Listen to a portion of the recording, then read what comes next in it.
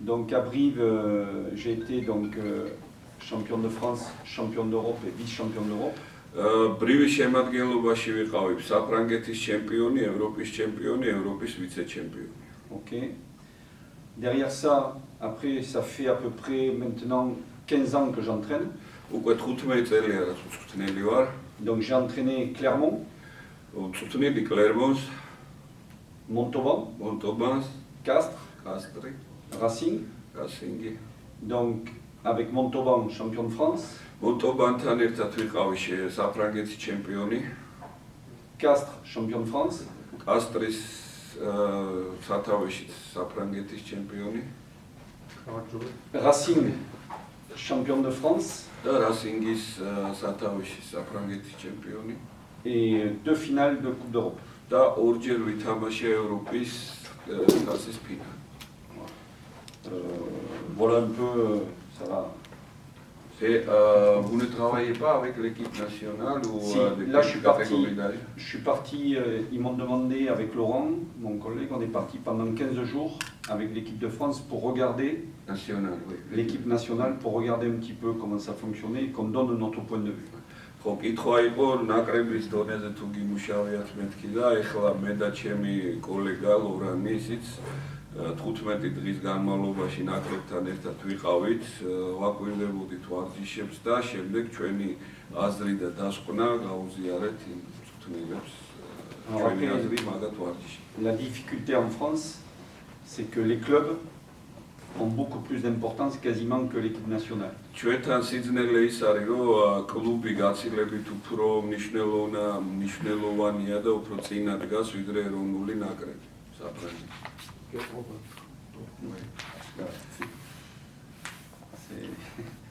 C'est bizarre quand même, mais... Oui. Ça c'est bon.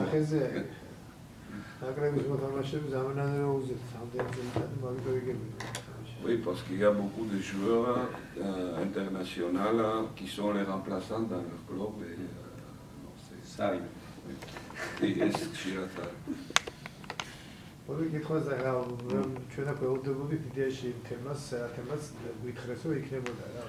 არ ვკითხო რომ ტექნიკურ საკითხებზეც რომ ვილაპარაკოთ რა მოხდება ხმარტო ორგანიზაციაში მაინტერესებს ხო თავი ჩვენ ინფორმირებული ვიყავით რომ გვექნებოდა უფრო სპეციფიური თემაზე évoquer les questions techniques. Sans problème. არავით არის პრობლემა არ არისო ვისაუბროთ ტექნიკურ საკითხებზე. ანუ უშუალოდ სამწვრთნელო მუშაობ. მიდი ლევან შენი. Ce qui est surtout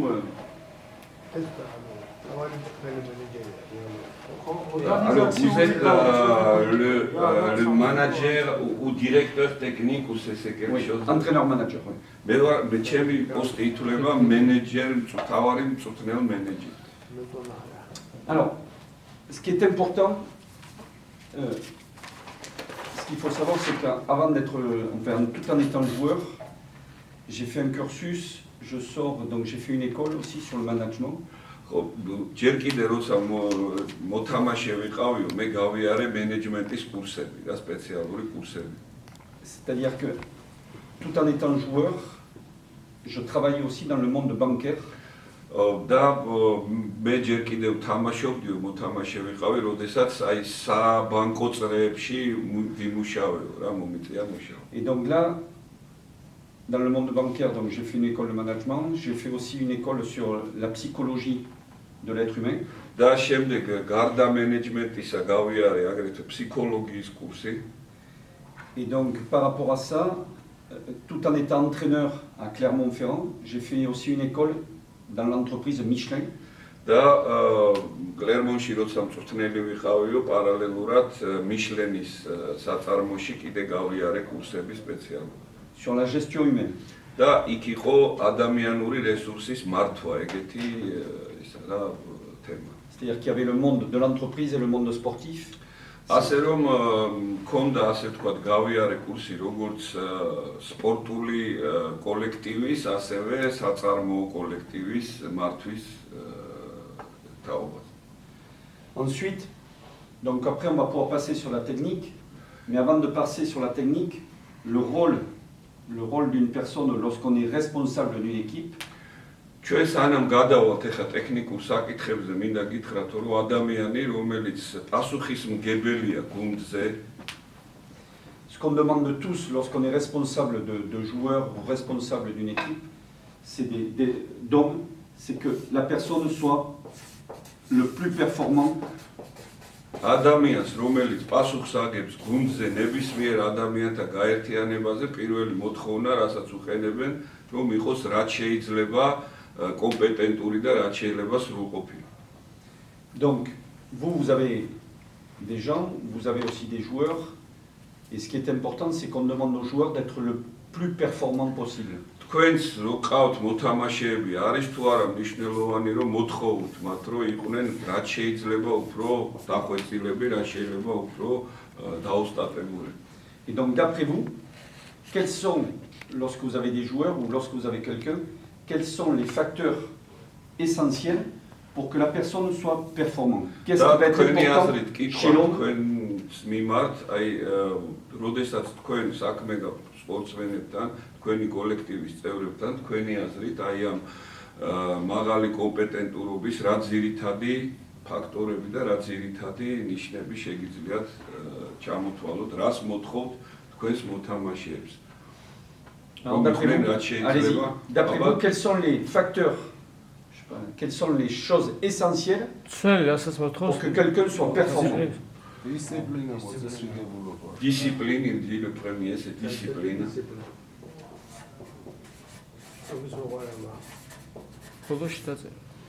Il doit être pas feignant, il doit travailler. Alors, pas feignant, c'est quoi? D'après eux? Non, c'est, je ne sais pas le mot en français, là. Un travailleur, un bosseur, je ne sais pas. Alors, Misal. Et il doit avoir un but, un objectif. On va le voir après. Objectif. Ce qui est important, c'est que déjà, il faut que l'individu soit motivé. Da motivirებული უნდა იყოს ადამიანი, motivirებული რომ კარგად აკეთოს ის საქმე რა. C'est-à-dire que une des choses essentielles, c'est que la personne soit motivée. ერთ-ერთი ყველაზე მთავარი მნიშვნელოვანი მომენტი ადამიანმა რომ მიაღწიოს სრულყოფილებას, სრულყოფას, ეს არის motivirებული უნდა იყოს. მოტივაციასაც სველი და გარემო აძლევს მოთამაშეს.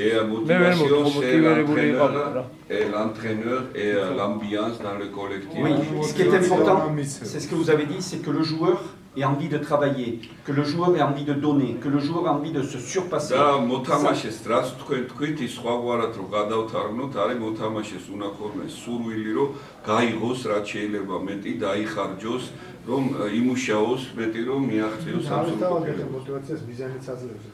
Donc, ce qui est important, pour que le joueur soit performant, on va prendre après, suivant le poste, il faut qu'il soit motivé et qu'il ait envie de travailler. ჯერ სანამ ცალ-ცალკე პოსტებზე გადავიდოდეთ, საერთოდ შევთანხმდეთ იმაზე, რომ ნებისმიერი მოთამაშე უნდა იყოს მოტივირებული, რომ რაც შეიძლება კარგად გააკეთოს თავის საქმე. Je vous donne un exemple.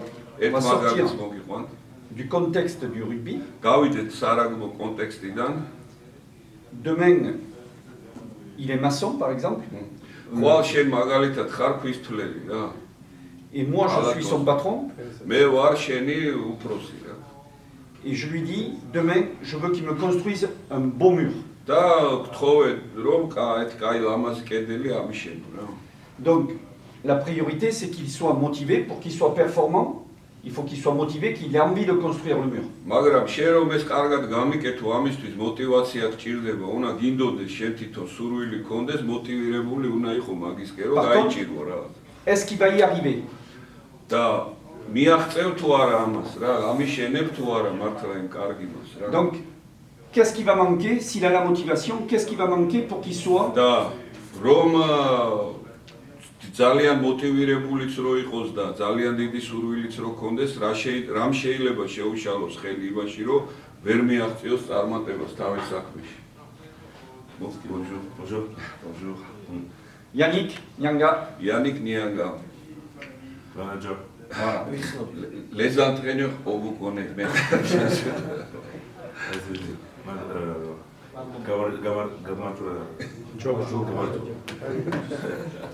Donc, on parle de motivation, on veut que la personne soit performante, elle est motivée, j'ai donné l'exemple. Il doit être compétent aussi. Bien, voilà, très bien. Ça veut dire que s'il est compétent et qu'il est motivé, il sera performant. Ça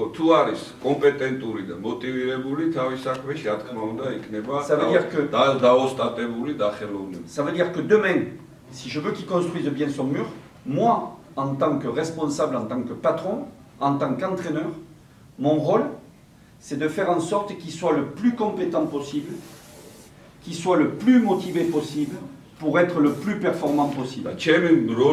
როგორც უფროსის და ხელმძღვანელის იქნება ის თუ მინდა რომ საქმე კარგად გამიკეთოს ეს კაცი ჩემი მხრიდან უნდა იყოს რაც შეიძლება მოტივირებული და რაც შეიძლება დაოსტატებული. უნდა ეს კაცი დავაოსტატო, мотивация მივცე და მე გამიკეთებს კარგად. Pourquoi je vous dis ça?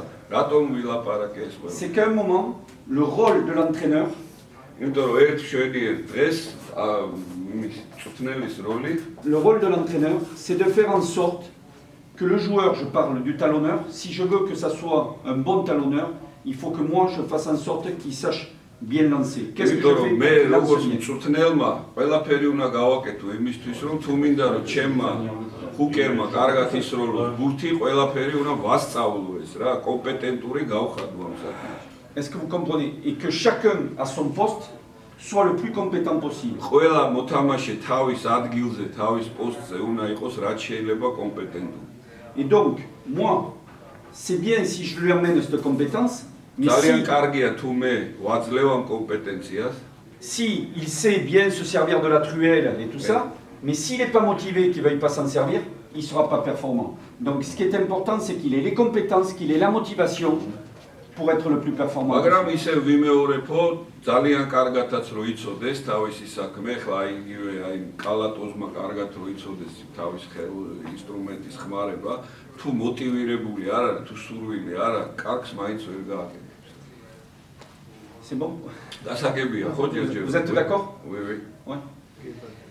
Et ce qu'il faut comprendre, c'est que l'entraîneur, attention, le rôle de l'entraîneur, c'est ça qui va être important et ça. On a tendance toujours à faire ce qu'il faut pour bien l'entraîner, mais c'est qu'est-ce que je fais aussi, qu'est-ce que je dois faire pour qu'il soit motivé.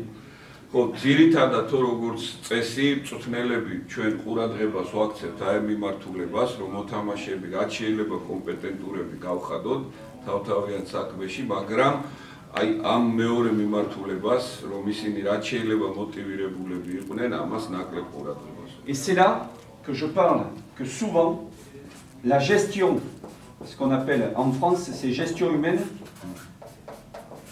devient importante parce que la gestion humaine intervient sur la motivation. და აი აქ ჩვენ ამას ვეძახით ადამიანური რესურსის მართვას, თუ მწვრთნელმა კარგად იცის ადამიანური რესურსის მართვა, აქედან გამომდინარე მივიღებთ კარგ შედეგს მოტივაციის სფეროში.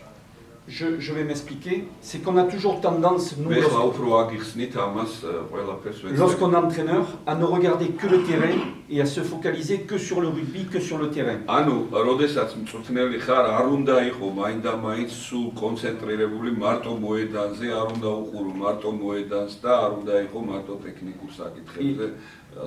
Et là, attention à ça parce que vous, comme moi, il n'y a pas que le rugby. C'est qu'est-ce qui fait que je peux être motivé et qu'est-ce qui va faire que je peux être aussi, ça peut jouer sur ma motivation. და აქედან გამომდინარე, როდესაც მწვრთნელი ხარ, სულ უნდა იფიქრო იმაზე, რომ მოთამაშეს რა ჭირდება იმისათვის, რომ რაგბის გარდა კიდე არის ცხოვრება და ჩვენ სხვა რამითაც ცხოვრობთ ამ ქვეყანაზე და რა არის იმისთვის საჭირო, რომ მოთამაშე მოტივირებული იყოს, კონდეს ამისი ასე ვთქვათ, სურვილი და мотивация, რომ კარგად. Le premier point, პირველი ეს არის surtout bien connaître ses joueurs, ok, de bien connaître ses joueurs et de bien connaître aussi ses collaborateurs ou si on a des salariés. და პირველი აუცილებლად რაც შეიძლება კარგად უნდა ვიცნობდეთ ჩვენ მოთამაშეებს რა პიროვნულად და კარგად უნდა ვიცნობდეთ იმ თანამშრომლებს, იმ ხალხს, ვინც ჩვენთან ერთად მუშაობს. Parce que dans la motivation, il y a une motivation individuelle, il y a aussi une motivation collective. და რაც იმიტომ რომ რაც შეეხება мотивациას, აქ არის როგორც პიროვნული, ინდივიდუალური мотивация, ისე კოლექტიური мотивация. Je m'explique. ეხლა კიდე ავხსნი. Je prends le groupe. ავიღოთ ჯგუფი მთლიანი. Il y a des joueurs, si vous les prenez en tête à tête devant tout le monde, თუ თქვენ მოთამაშეს მიმართავთ ყველას თანდასწრებით და მიმართავთ პირადად მას, si vous faites du management collectif ou une motivation collective en pensant que le joueur, vous allez le nommer en disant toi, tu as été nul, თუ თქვენ გსურთ რომ გუნდის мотивация აამაღლოთ, გაზარდოთ და მოთამაშეს ელაპარაკებით პირდაპირ რომ შენ იყავი ძალიან ცუდი რა, ce joueur-là, il y a certains joueurs, au lieu de leur donner de l'oxygène, qu'est-ce qu'ils vont faire? Ils vont avoir tendance à se refermer sur eux-mêmes et se cacher. და არის მოთამაშეების ესე ვთქვათ კატეგორია, რომელიც იმის მაგივრად რომ ამან პირიქით რაღაცნაირად მოუწოდოს რომ უკეთესად ითამაშოს, პირიქით გამოიწვევს რომ თავის თავში ჩაიკეტება და უფრო დაიხურება. Et par contre, il y a certains joueurs, si vous les prenez que individuellement, ils disent oui, oui, oui, mais ça ne bouge pas. და მეორე მხრივ შეიძლება ზოგ მოთამაშეს ესე პირადად ერთ-ერთზე ელაპარაკო, ყველაფერზე თავს დაგიკნევს, გეტყვის რომ კი სწორი ხარ, ეგრეა და სინამდვილეში არავითარი რეაქცია მას არ ექნება ამათ. Par contre, si vous les prenez collectivement, c'est-à-dire que comme il est bien accepté dans le groupe et qu'il a besoin d'importance dans le groupe, quand vous le reprenez devant toute l'équipe, ce joueur-là, le fait de l'avoir mis en porte-à-faux devant toute l'équipe, il va réagir. და მეორე მხრივ თუ მოთამაშე ისეთი ტიპის არის, რომელიცაც მნიშვნელოვანი ის რაღაცა მნიშვნელობას წარმოადგენს გუნდში, იგი ძალიან უფრთხილდება გუნდში თავის ასე ვთქვათ სტატუსს და თავის მდგომარეობას, თუ კი თქვენ მას ჯგუფის თანდასწრებით დაუშვათ რაღაც შენიშვნას მიცემთ, ამან შეიძლება უფრო დიდი мотивация გამოიწვიოს მაშინ. Mais une question. Alors dans la théorie, on nous a appris qu'il faut critiquer les joueurs tête à tête et si vous avez quelque chose bien à dire aux joueurs, là, il faut dans la collective. En fait, მეუთხარო ჩვენ თეორიაში ეგრე გვასწავლეს, რომ თუ მოთამაშეს აძლევს შენიშვნას ინდივიდუალურად მიეცი და თუ უნდა გინდა რომ შეაქო, ყველასთან ერთად შეაქეო და არ დამეთახო. La priorité pour nous, quand on gère des hommes, c'est de bien les connaître. C'est-à-dire qu'il y a des joueurs... სწორედ აი ამას ვიმეორებ კიდე, რომ მოთამაშეს ადამიანს კარგად უნდა იცნობდე, თუ გინდა რომ მარტო, ანუ ზოგზე ჭრის, ზოგზე არ აჭრის რა.